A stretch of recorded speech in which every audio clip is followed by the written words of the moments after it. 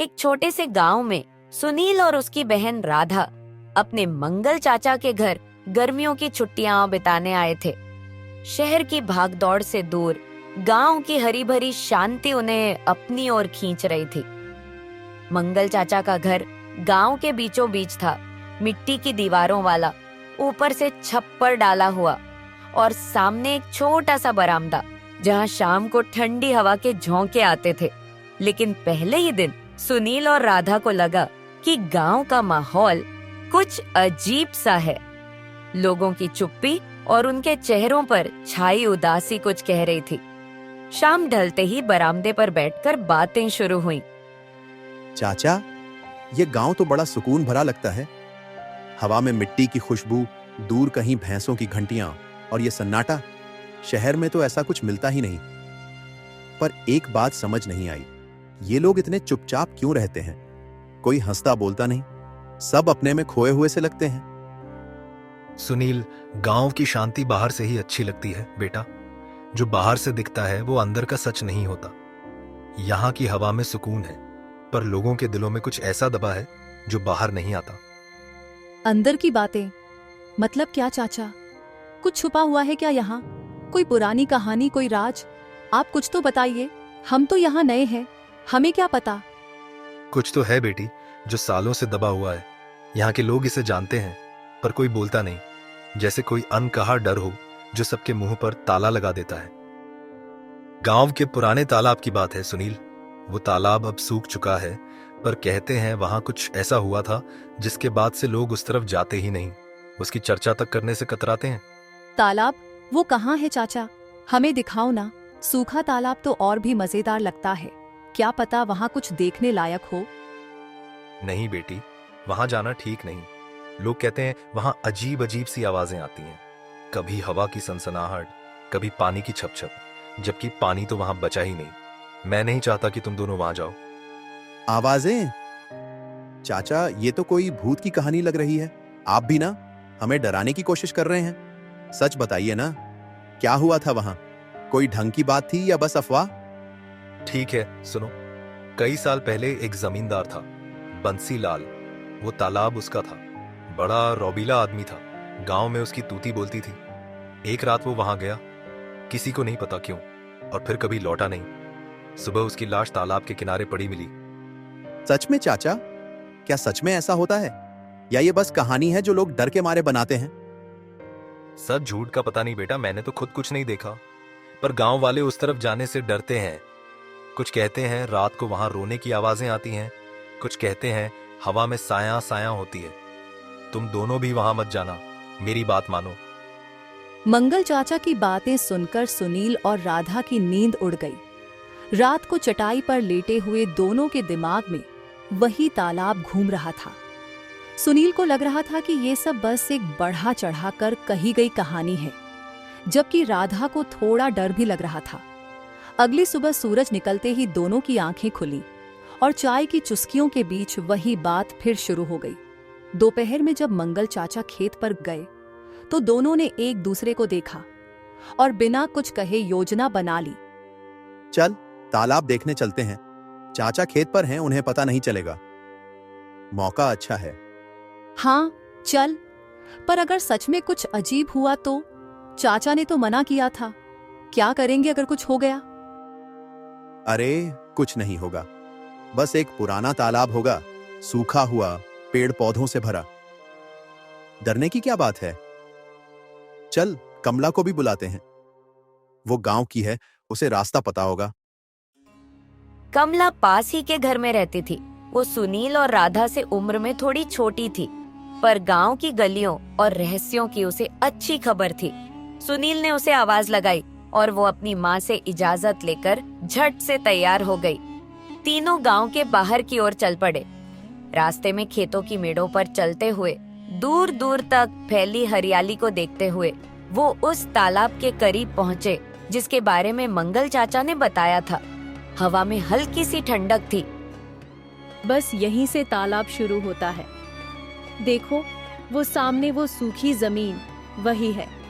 आगे जाने की हिम्मत किसी में नहीं होती।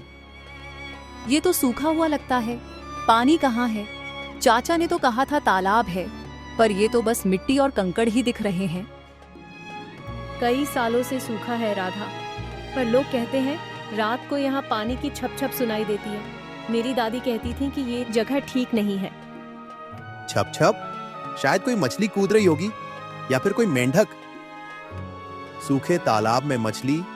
हाँ हाँ, मजेदार बात है। मजाक मत करो सुनील। मेरे दादाजी ने बताया था कि बंसीलाल की मौत के बाद से ये तालाब ऐसा हो गया। पहले यहाँ पानी भरा रहता था, मछलियाँ तैरती थीं, पर अब सब खत्म हो गया। बंसीलाल की मौत कैसे हुई थी कमला? चाचा ने तो बस इतना कहा कि वो लौटा नहीं। कुछ और पता है तुम्हें? किसी को ठीक से पता नहीं, बस इतना पता है कि वो रात को यहाँ आए थे अकेले। सुबह उनकी लाश तालाब के किनारे मिली थी। कुछ कहते हैं वो डूब गए, कुछ कहते हैं किसी ने उन्हें मार दिया, पर सच कोई नहीं जानता। लाश? फिर तो कोई हादसा हुआ होगा। शायद गिर गए हों या नशे में कुछ हो गया हो।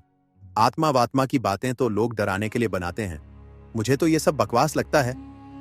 पर अगर सच में कुछ हुआ तो सुनील, देखो ये जगह कितनी सन्नाटे वाली है।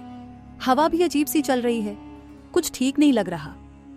हाँ, और यहाँ पेड़ों की छाया भी अजीब सी लगती है, जैसे कोई हमें देख रहा हो। चलो वापस चले, मुझे डर लग रहा है। अरे अभी तो आए हैं, थोड़ा और देखते हैं। डरने की क्या बात है, दिन का उजाला है, कुछ नहीं होगा। तीनों तालाब के किनारे तक गए। वहाँ पुराने सूखे पेड़ों की जड़ें जमीन से बाहर निकली हुई थीं, जैसे किसी ने उन्हें जबरन उखाड़ दिया हो।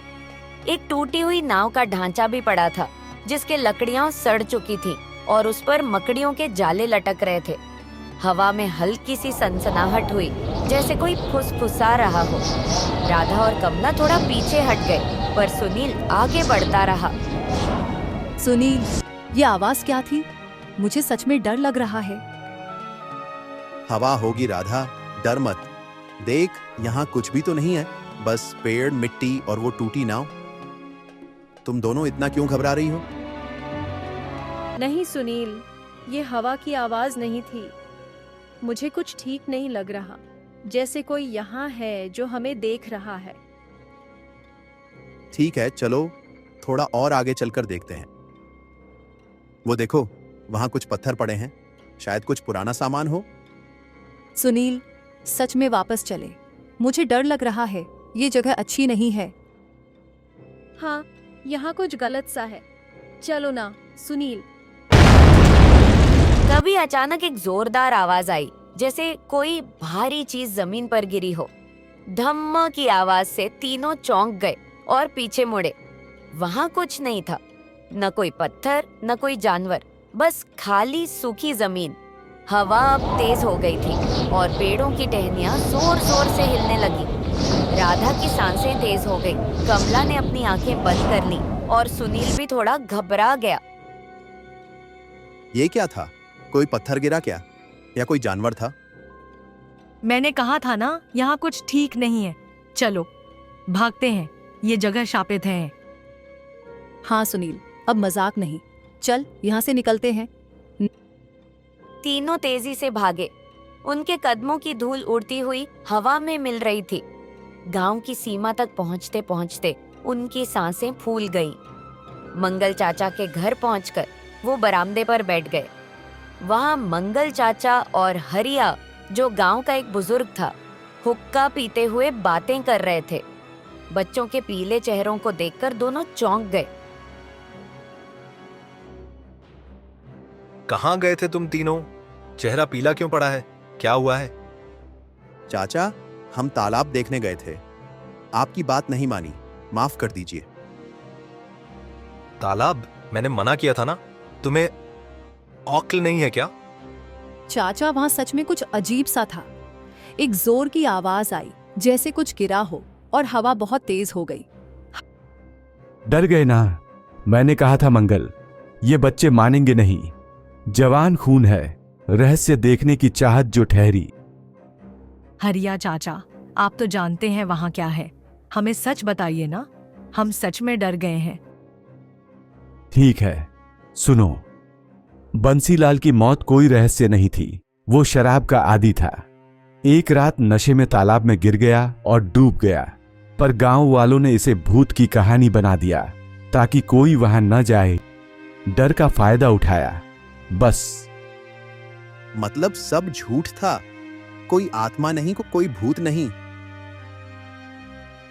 हाँ, पर उस तालाब में एक सच छुपा है। वहां पुराने जमाने का एक खजाना दबा हुआ है। बंसीलाल उसे ढूंढने गया था, पर नशे में अपनी जान गंवा बैठा। खजाना? सच में? सोने चांदी का खजाना? हाँ, पर वो खजाना कोई नहीं निकाल सका। लोग कहते हैं जो उसे छूने की कोशिश करता है वो वापस नहीं आता। हरिया, तुम बच्चों को उकसाओ मत। तो वो आवाजें जो हमने सुनी वो क्या थीं? शायद हवा थी या शायद कुछ और, पर डरने की जरूरत नहीं। तुम लोग जवान हो, हिम्मत रखो। अगली सुबह तीनों की नींद देर से खुली। रात की घटना अभी भी उनके दिमाग में घूम रही थी। चाय पीते हुए सुनील ने कहा, अब डर का कोई मतलब नहीं, और खजाने की बात सच है तो उसे ढूंढना चाहिए। राधा और कमला भी तैयार हो गए। उन्होंने सोचा कि सरपंच जी से बात करनी चाहिए, शायद उन्हें कुछ और पता हो। दोपहर में वो सरपंच जी के घर पहुंचे।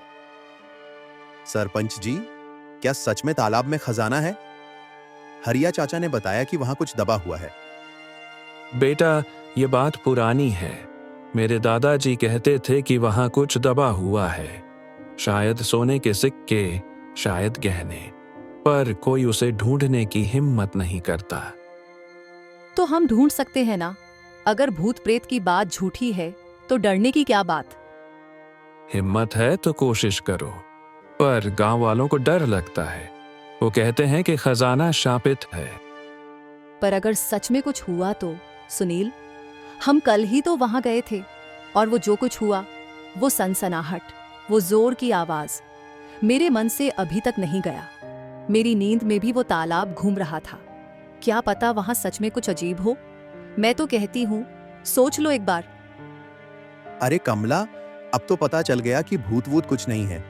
वो सब बस हवा का खेल था, या शायद हमारा डर हमें कुछ ज्यादा ही सुनाई दे गया। तू इतना क्यों डर रही है? कल तो हम भागे थे, पर आज मैं कहता हूं चलो एक बार फिर चलते हैं। इस बार डरने की कोई जरूरत नहीं, मैं वादा करता हूं। देख, मैं तो तैयार हूं, तू भी हिम्मत कर। तीनों फिर से तालाब गए। इस बार उनके साथ हरिया और एक नया दोस्त रमेश भी था, जो गांव का शरारती लड़का था।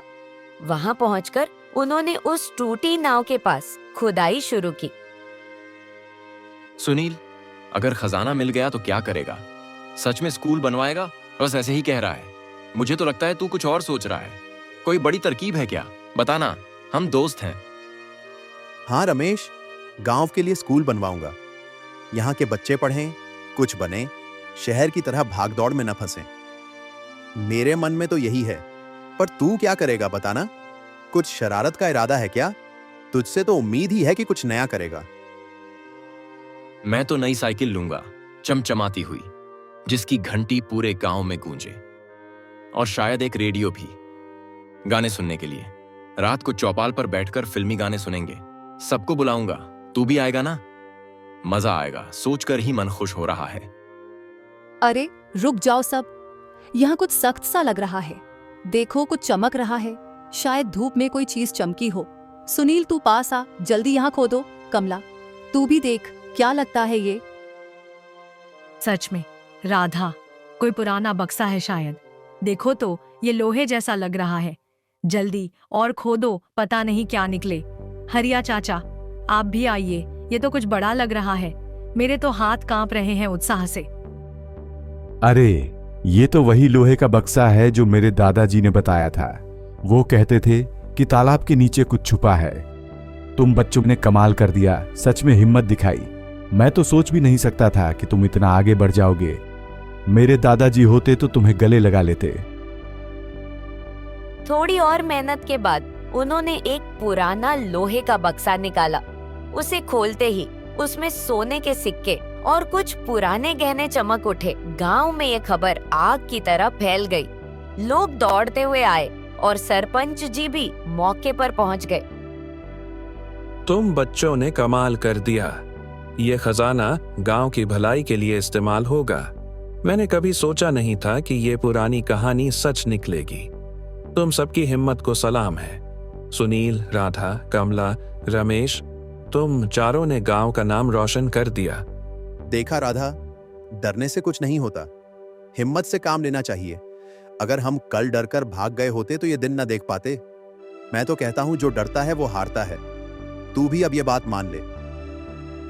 हाँ सुनील, पर अगली बार तू पहले बताना कि खजाना ढूंढने जा रहे हैं। मैं डर के मारे मर ही ना जाऊं। कल तो मेरी सांस अटक गई थी।